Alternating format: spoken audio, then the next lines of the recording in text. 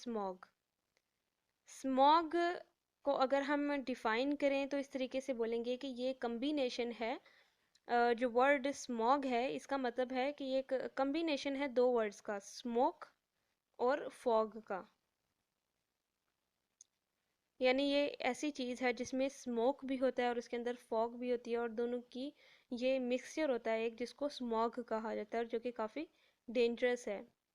Sources इसके देखें अगर तो कंबशन ऑफ कोल, कोल की कंबशन की वजह से जो स्मॉग है ये प्रोड्यूस होती है। और इसके अलावा जो फोटोकेमिकल स्मॉग है, स्मॉग की एक टाइप है ये आगे से, फोटोकेमिकल स्मॉग। अभी हम आगे इसकी जो टाइप्स हैं वो भी डिस्कस करेंगे। फोटोकेमिकल स्मॉग हमारे एयर में मौजूद जो पोल्यूटेंट्स हैं उनके केमिकल रिएक्शंस की वजह से प्रोड्यूस होती है। सेम उसी तरीके से जैसे एसिडिक रेन प्रोड्यूस होती है। एसिडिक रेन में जब हमने सोर्सेज पढ़े तो उसके अंदर हमने बताया कि एनवायरनमेंट में मौजूद जो कार्बन डाइऑक्साइड है वाटर के साथ रिएक्ट करने पे कार्बोनिक एसिड बनाती है, सल्फर ट्राइऑक्साइड वाटर के साथ रिएक्ट करके सल्फ्यूरिक एसिड बनाती है। तो ये क्या हो रहा था कि रिएक्शंस होते हैं हमारी एटमॉस्फेयर में, हमारी एयर में मौजूद पोल्यूटेंट्स के आपस में कम्बिनेशन से एसिडिक रेन प्रोड्यूस होती है। इसी तरह से जो स्मॉग है वो भी इन्वायरमेंट में मौजूद जो केमिकल्स हैं, जो इन्वायरमेंट में मौजूद, हम इस तरह से कह सकते हैं कि जो डेंजरस केमिकल्स हैं, पोल्यूटेंट्स हैं, उनके कम्बिनेशन की वजह से, उनके केमिकल रिएक्शंस की वजह से ये प्रोड्यूस होती है। स्मॉग दो तरह की टाइप्स बताई गई हैं यहाँ पे। एक ऐसी टाइप है जिसके अंदर ऑक्सीडेंट अगर मौजूद होंगे तो उसको हम ऑक्सीडाइजिंग स्मॉग कहेंगे, और अगर उसके अंदर रिड्यूसिंग एजेंट्स ज़्यादा मौजूद हों तो उसको रिड्यूसिंग स्मॉग कहेंगे। तो पहली टाइप यहाँ पर हम देखेंगे ऑक्सीडाइजिंग स्मॉग की। ऑक्सीडाइजिंग स्मॉग यानी कि ऐसी स्मॉग जिसके अंदर ऑक्सीडेंट्स यानी कि ऑक्सीडाइजिंग एजेंट्स की कंसंट्रेशन ज़्यादा हो, ऐसी स्मॉग को ऑक्सीडाइजिंग स्मॉग कहा जाता है। Smog that consisted of high concentration of oxidants, जैसे कि फॉर एग्जांपल ओजोन। अगर तो स्मॉग के अंदर O3 यानी ओजोन की कंसंट्रेशन बहुत ज़्यादा हो तो ऐसी स्मॉग को कहा जाएगा कि ये ऑक्सीडाइजिंग स्मॉग है, क्योंकि जो ओजोन है ये ऑक्सीडाइजिंग इसकी नेचर है।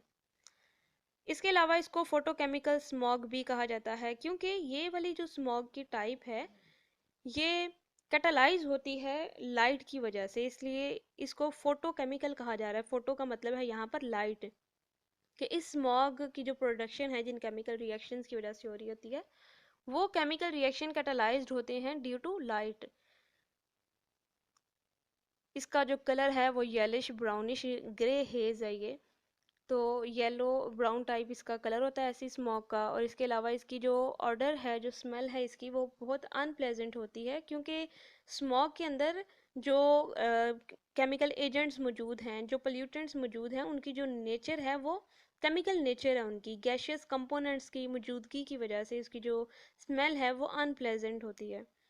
फिर अगर हम देखें कि इस स्मॉग की प्रोडक्शन किन वजूहात की वजह से होती है, जो मेन रिएक्टेंट हैं इस फोटोकेमिकल स्मॉग के, उनके अंदर आ जाता है नाइट्रोजन मोनोऑक्साइड और अनबर्न्ड हाइड्रोकार्बन्स, ऐसे हाइड्रोकार्बन्स जिनकी बर्निंग अभी नहीं हुई।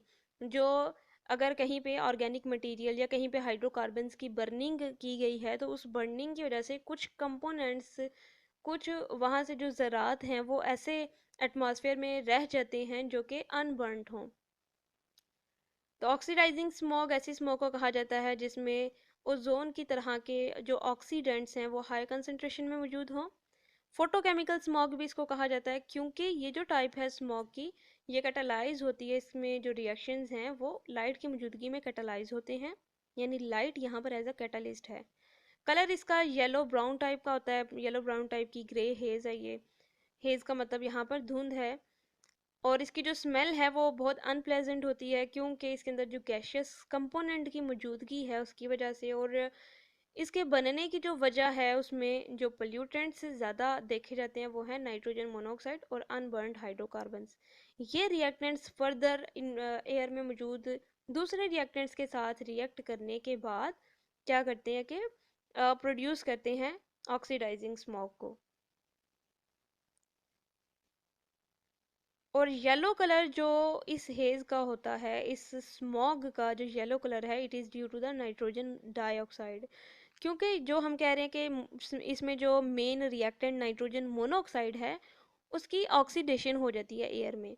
ये वही स्टेप है जो कि हमने एसिड रेन में भी पढ़ा था, कि नाइट्रोजन मोनोऑक्साइड जब प्रोड्यूस होती है अगर कहीं से, और इन्वायरमेंट में मौजूद, वो ऑक्सीजन के साथ ऑक्सीडाइज होकर नाइट्रोजन डाइऑक्साइड बनाती है। जो नाइट्रोजन डाइऑक्साइड है उसका येलो कलर्ड होता है, और उसकी वजह से जो ये स्मॉग है उसका कलर भी येलोइश ब्राउनिश टाइप होता है। सेकंड टाइप है इसकी रिड्यूसिंग स्मॉग। रिड्यूसिंग वर्ड से ही पता चल रहा है कि ऐसी स्मॉग जिसमें रिड्यूसिंग एजेंट की मौजूदगी हो, reducing agent such as sulphur dioxide.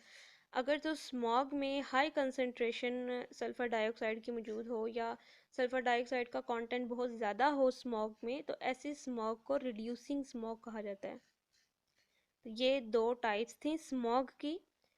अब फर्दर अगर हम देखें कि क्या क्या कंडीशंस हैं स्मॉग की फॉर्मेशन के लिए, कि किन कंडीशंस की मौजूदगी में जो स्मॉग है वो प्रोड्यूस हो सकती है, उसकी फॉर्मेशन होती है। तो पहली कंडीशन है इसके अंदर कि नाइट्रोजन मोनोऑक्साइड हाइड्रोकार्बन्स और वोलाटाइल ऑर्गेनिक कंपाउंड्स, VOC मतलब वोलाटाइल ऑर्गेनिक कंपाउंड्स, इनकी अगर मौजूदगी हो, अगर एयर के अंदर ये इतनी सफिशेंट अमाउंट में मौजूद हैं, तो फिर इनकी वजह से क्या होता है कि फोटोकेमिकल स्मॉग फर्दर प्रोड्यूस होती है।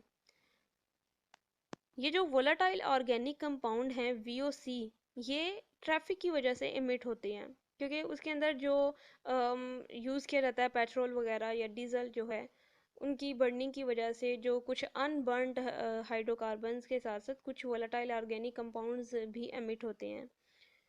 पहली कंडीशन हमने क्या देखी कि there should be sufficient nitrogen monoxide hydrocarbons and volatile organic compounds. अगर इनकी मौजूदगी नहीं होगी तो वहाँ पर स्मॉग प्रोड्यूस नहीं होगी। सेकंड चीज़ यहाँ पर जो कंडीशन है वो है सनलाइट, क्योंकि इसका नाम ही फोटोकेमिकल स्मॉग जब हम टाइप बताते हैं, तो इसका मतलब है कि लाइट की मौजूदगी में ये जो केमिकल रिएक्शंस होंगे इस स्मॉग के अंदर, ये काफ़ी जो है फास्ट हो जाते हैं, काफ़ी रैपिड होते हैं। सो सनलाइट हम कहेंगे उसकी मौजूदगी होनी चाहिए जब केमिकल रिएक्शन हो रहे हों। उसके बाद जो तीसरी कंडीशन है वो है कि जो एयर मास की मूवमेंट है इट मस्ट बी लिटिल, ताकि जो रिएक्शन है वो डिस्टर्ब ना हो सके। The movement of air it must be little so that the reactions are not disturb. क्योंकि अगर एयर की मूवमेंट होगी तो जो केमिकल रिएक्शंस हो रहे हैं वो डिस्टर्ब होंगे, उसमें जो केमिकल पोल्यूटेंट्स आपस में रिएक्ट करने जा रहे हैं तो वो एक जगह से दूसरी जगह मूव कर देंगे, उनको रिएक्शन का टाइम ही नहीं मिलेगा। इसलिए जो तीसरी कंडीशन है यहाँ पर, तो पहली कंडीशन है कि वो ख़ास पोल्यूटेंट यानी कि नाइट्रोजन मोनोऑक्साइड हाइड्रोकार्बन्स और वोलाटाइल ऑर्गेनिक कंपाउंड्स का होना बहुत ज़रूरी है। फिर दूसरी कंडीशन वो चीज़ है जिसकी मौजूदगी में रिएक्शन नहीं होना, यानी लाइट की मौजूदगी में, जो कि एज अ कैटलिस्ट वहाँ पर एक्ट करेगा। और तीसरी चीज़ कि अगर एयर की मूवमेंट हुई तो फिर जो ये केमिकल्स हैं, जो पोल्यूटेंट्स हैं जिनकी वजह से स्मॉग ने प्रोड्यूस होना है, वो मूव कर जाएंगे, डिस्टर्ब हो जाएंगे। तो इसलिए air movement must be little ताकि रिएक्शन डिस्टर्ब ना हो सके। ओवरऑल रिजल्ट फिर क्या होता है इस फोटोकेमिकल स्मॉग का?